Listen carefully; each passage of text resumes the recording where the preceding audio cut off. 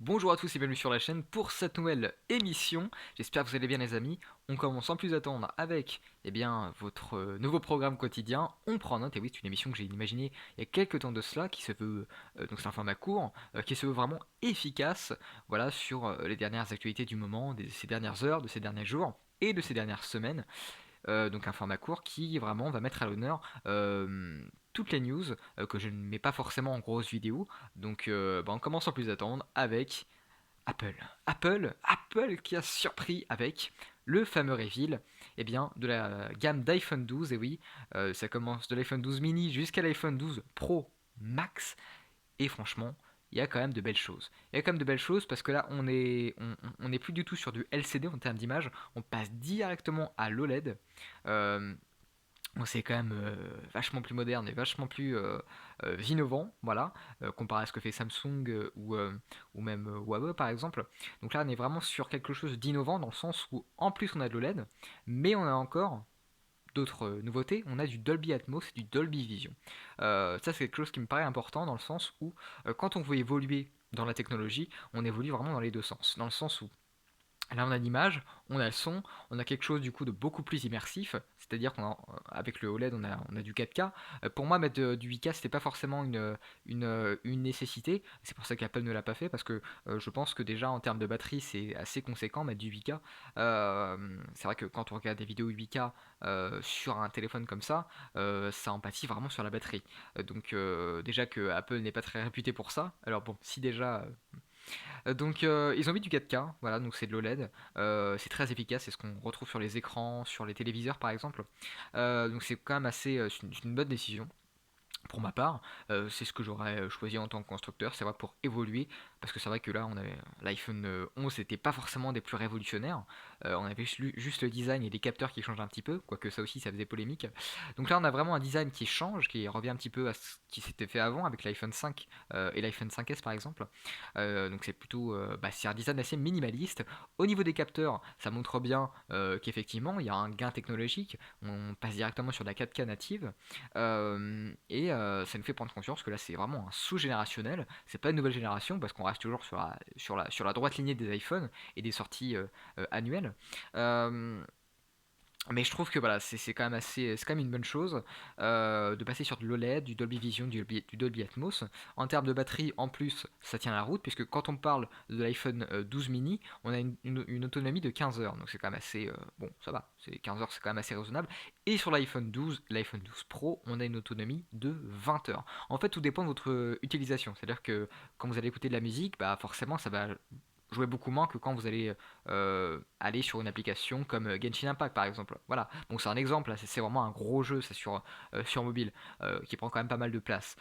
Donc forcément, mais si vous écoutez de la musique, regardez des vidéos sur YouTube, même des vidéos que vous avez créées personnellement, là ne vous inquiétez pas, on reste sur l'usage strict, l'usage, allez, c'est pas le strict minimum, mais c'est quand même un usage assez commun, voilà, quand on a un téléphone, de se servir des applications pré-téléchargées de création, donc d'appareils photo, de vidéo, de musique, d'audio, d'écoute d'audio, surtout que maintenant il y a quand même plein d'applications qui le font, et ça prend pas vraiment beaucoup sur la batterie.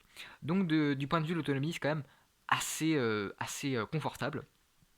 Et ça l'est aussi au niveau du prix, parce que pour moi, euh, je vais vous annoncer les choses dans quelques instants, les choses qui fâchent, mais je trouve qu'au niveau du prix c'est suffisamment attractif pour se dire bah tiens, surtout que dedans dans le téléphone il y a quand même une technologie embarquée qui est assez impressionnante, on reste quand même sur quelque part une mini télé 4K euh, qui ressemble un petit peu à un téléphone, parce que c'est clairement ça, hein. C'est vrai que l'iPhone 12 se rapproche vraiment des modèles de TV 4K OLED LG, Samsung, parce que c'est vrai que là on a une technologie OLED 4K, Dolby Atmos, Dolby Vision, et pour le prix que ça coûte, parce que le téléphone vous verrez il coûte pas forcément des milliers des cents, mais je trouve que ça devient pratiquement plus raisonnable de prendre un iPhone 12 qu'une télé parfois super chère.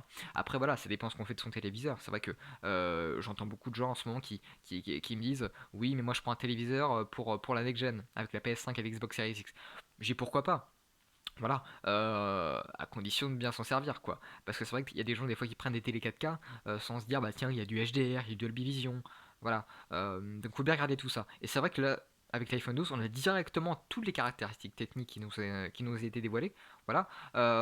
Et c'est vrai que c'est assez intéressant, quoi. Et donc j'ai parlé de l'iPhone 12 mini parce que c'est vraiment l'entrée de gamme, mais après on a l'iPhone 12, l'iPhone 12 Pro et l'iPhone 12 Pro Max. Donc là, forcément, on monte pardon, en pouces, voilà. Donc on commence avec du 4,5 pouces pour aller jusqu'à du 6 pouces, 6-7 pouces, je crois. Donc c'est quand même des téléphones assez balèzes. Euh, donc forcément une qualité d'image assez supérieure, parce que forcément l'écran est plus grand, donc la résolution est beaucoup plus supérieure. Mais ne pas confondre résolution et définition d'image, parce que la définition, je le rappelle, c'est ce qui comment dire ce qui va définir si votre écran est 4K ou, euh, ou 1080 HD, et la résolution, bah, c'est la résolution 1080 1440p 2160. Donc voilà, donc pour moi c'est plus, si je vais choisir, ça serait, allez, ça sera peut-être plus l'entrée de gamme, parce que techniquement, à part les pouces, il n'y a pas grand-chose qui change. La batterie aussi est un petit peu plus résistante sur les modèles assez haut de gamme. Mais je trouve que quand on s'adresse à l'iPhone 12 mini ou l'iPhone 12, pas du tout l'iPhone 12 Pro, hein, vraiment l'iPhone 12 mini et l'iPhone 12. Voilà, vraiment les deux iPhone 12 d'entrée de gamme. Je dis pas bas de gamme, hein, vraiment d'entrée de gamme. Si on s'adresse déjà à ça, le prix est quand même assez convaincant. Donc pour vous annoncer les prix, sur l'iPhone 12 mini, on est environ à du 800 euros. Sur l'iPhone 12, on est allé à 900 et quelques. Puis après, vraiment, on monte en puissance. Donc c'est un petit peu plus cher. Ça va, je crois, jusqu'à 1700, 1500. Voilà, comme ça. Donc c'est quand même assez cher pour ce qu'on en fait. Donc pour moi, je vous conseille vraiment de prendre l'iPhone 12 mini ou l'iPhone 12. L'iPhone 12 Pro, bon, pourquoi pas. Mais ça reste vraiment un usage assez. Faut vraiment savoir s'en servir, quoi. C'est-à-dire que quand vous prenez l'iPhone 12 Pro ou l'iPhone 12 Pro Max, par exemple, vous êtes sûr que quand vous achetez cet iPhone, vous allez vous dire, bah tiens, je vais tourner des films avec, je vais tourner des courts-métrages, je vais tourner des clips. Ça reste quand même quelque chose d'assez professionnel. Et puis on entend de plus en plus de réalisateurs dire, hein, bah tiens, moi j'achète tel iPhone de telle gamme parce que forcément ça va plus être utile pour ma vie professionnelle, par exemple. Alors qu'un iPhone 12 mini, c'est en même temps pour rester tendance et en même temps pour profiter de ce gain technologique qu'offre iPhone à quasiment tous les ans. Donc c'est-à-dire que là en plus on a un apport en image, donc qui respecte en plus, qui soutient la nouvelle génération de consoles, donc du 4K, pratiquement du 8K, du OLED. Donc c'est assez impressionnant. Mais écoutez, j'espère que cette vidéo vous aura plu. Voilà, illustré par mes propos. Voilà, l'iPhone 12 est en précommande à partir du 3 novembre et ça sera livré donc du coup dans les prochains jours, quoi. Mais en tout cas en France c'est en précommande le 3 novembre euh, ou en octobre. Je sais plus. Mais en tout cas voilà, il y a quelque chose qui se passe le 3 novembre, donc c'est les précommandes et puis ça arrivera dans la foulée après. Donc voilà, je vous fais plein de bisous, j'espère que cette émission courte vous aura plu et on se retrouve très vite pour de prochaines actualités. Salut à tous.